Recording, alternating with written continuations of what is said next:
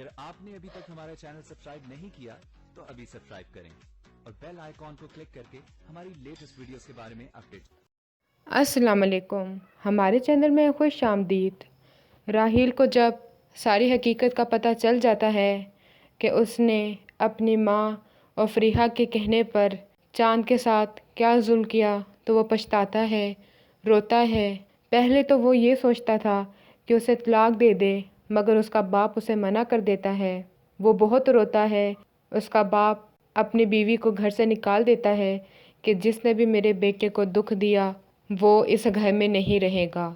राहील फरीहा के घर जाकर सबके सामने उसको डांटता है कि तुम्हारी वजह से मेरा घर बर्बाद हुआ, और वो चांद से माफ़ी मांगता है, मगर चांद उसे माफ़ नहीं करती। राहील की माँ चांद से माफ़ी मांगने के लिए आती है, मगर चांद कहती है मुझे आपसे कोई शिकायत नहीं है, मुझे राहील से है जिसने मुझ पर एतबार ही नहीं किया।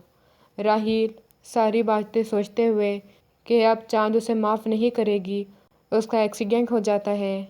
राहील की माँ चांद को बुलाती है और कहती है डॉक्टरों ने जवाब दे दिया है।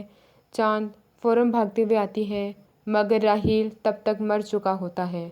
हमारी वीडियो को लाइक करें, शेयर करें और सब्सक्राइब भी।